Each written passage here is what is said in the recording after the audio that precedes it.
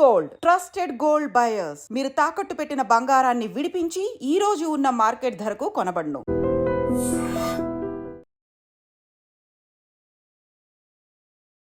ఈత సరదా ఓ విద్యార్థి ప్రాణం తీసింది. అనకాపల్లి జిల్లా రాజుపాలెం పంచాయతీ ఎరుకువానిపాలెంలో ఈ విషాదకర ఘటన చోటు చేసుకుంది. ఎరుకువానిపాలెం రైల్వే గేట్ దగ్గర ఉన్నటువంటి ఏలేరు కాలువలో సరదాగా తన తమ్ముడు స్నేహితులు 5గురితో కలిసి ఈత కోసం వెళ్ళినటువంటి భానుప్రకాష్ ఆ ఊబిలో కూరుకుపోయి తన ప్రాణాలు విడిచాడు. ఆ కుటుంబంలో తీవ్ర విషాదాన్ని నింపాడని చెప్పొచ్చు.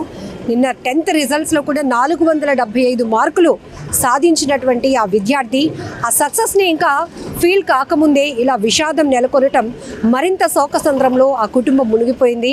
ఇంటికి పెద్ద కొడుకును కోల్పోయినటువంటి ఆ తల్లిదండ్రులు గుండెలు అవిసేలా రోధిస్తున్న తీరు ప్రతి ఒక్కరి కంట కన్నీరు తెప్పిస్తోంది. పూర్తిగా ఆ గ్రామంలో విషాద ఛాయలు.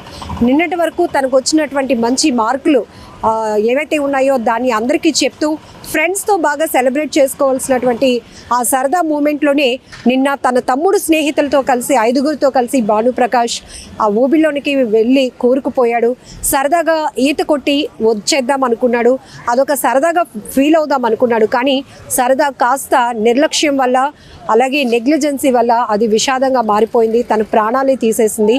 ఇక్కడ మనం ఒక్కటి గమనించాలి, వెంటనే సమాచారం అందుకున్నటువంటి పోలీసులు అక్కడికి చేరుకున్నారు. కేసు అయితే దర్యాప్తు కొనసాగుతోంది. కానీ సమ్మర్ వచ్చిందంటే మనం ఖచ్చితంగా చాలా వరకు ఎంజాయ్మెంట్కి ప్రతి ఒక్కరూ ఎఫర్ట్ చేయడానికి టైంని స్పెండ్ చేస్తూ ఉంటారు. ఎందుకంటే ఈ చదువులు కావచ్చు, ఇంకా జాబ్స్ నిరంతరమైన ఒత్తిడిలో ఉండి ఈ సమ్మర్లో రకరకాలుగా ప్లాన్స్ చేసుకొని లేకపోతే ఏవైనా మంచి రిసార్ట్స్కి వెళ్దామనో బీచెస్కి వెళ్దామనో ఇలా దగ్గరలో ఏమైనా చెరువులు అలాంటి కాలువలు ఉంటే ఈతకు వెళ్ళి సరదాగా గడిపొద్దామనో ఇలా పిల్లలు రకరకాల ఆలోచనలతో ఉంటారు. వాళ్ళ ఎంజాయ్ మూమెంట్లోనే ఉంటారు తప్ప అక్కడ ప్రమాదాన్ని మాత్రం వాళ్ళు ఏమాత్రం గెస్ చేయలేక ప్రాణాలు కోల్పోతూ ఉంటారు. ఇంకొకటి మైనర్లు డ్రైవింగ్ వల్ల కూడా ఇప్పుడు అనేక రకాల ప్రమాదాలు జరగటానికి కూడా చాలా ఆస్కారం ఉంది. కాబట్టి ప్రతి తల్లిదండ్రులు కూడా చాలా అలర్ట్గా ఉండాలి. స్నేహితులతో సరదాగా వెళ్తున్నాము అంటే ఆ స్నేహితుల ఏజ్ గ్రూప్ ఏంటి, ఒకవేళ ఏదైనా జరిగితే వాళ్ళు ఎట్లా ఫేస్ చేయగలుగుతారు, వీళ్ళు వెళ్తున్నటువంటి ప్రదేశాలు ఎంతవరకు సేఫ్ అండ్ సెక్యూర్డ్, ఇవన్నీ కూడా ఆలోచించుకోవాల్సిన అవసరం ఉంది.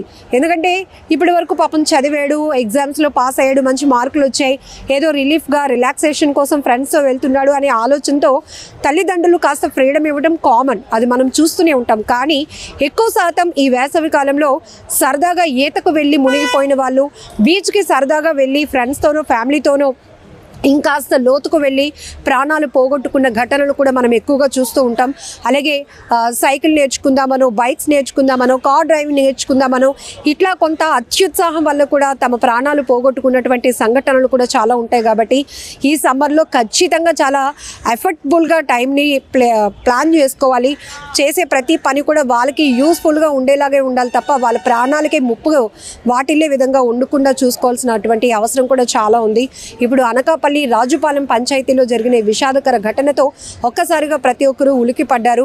అక్కడ విద్యార్థులు కూడా కొంత ప్యానిక్ అయిపోయారు. ఎందుకంటే 10th రిజల్ట్స్తో చాలా హ్యాపీగా స్పెండ్ చేద్దాం అనుకున్నటువంటి ఆ కుర్రాడు ఒక్కసారిగా సరదాగా ఈతకు వెళ్ళి తన ప్రాణాలు కోల్పోవటం, ఆ తల్లిదండ్రులు రోధిస్తున్న తీరు కూడా ప్రతి ఒక్కరి గుండెళ్ళు పిండేస్తోంది, కలిచివేస్తున్నటువంటి ఘటన. ఏదేమైనా చాలా జాగ్రత్తగా ఉండాల్సిన అవసరం ఉంది. ప్రమాదం ఎప్పుడు ఎటువైపు నుంచి పొంచి వస్తుందో ఎవరు ఊహించలేరు కనుక ముందస్తు జాగ్రత్తగా ఉండటం కూడా మన బాధ్యత. తల్లిదండ్రులు మీ పిల్లల విషయంలో మీరు చాలా మానిటరింగ్ చేయాల్సినటువంటి అవసరం కూడా ఉంది. ఫ్రెండ్స్తోనే కదా వెళ్తానంటున్నాడు, సింగిల్గా కాదు కదా అని ఆలోచన కాదు. ఎక్కడికి వెళ్తున్నారు, ఎలా వెళ్తున్నారు, ఇవన్నీ కూడా మనం ప్లాన్ చేసుకోవాల్సినటువంటి అవసరం చాలా అయితే ఉంది. సో ఇలాంటి ప్రమాదాలు జరగకుండా ఉండాలంటే ఏం చేయాలి, ఈ సమ్మర్ హాలిడేస్లో పిల్లలకి షెడ్యూల్ ఎలా ప్లాన్ చేయాలనేది మీకేమైనా వాల్యుబుల్ సజెషన్స్ ఉంటే కామెంట్ బాక్స్లో మెన్షన్ చేయండి.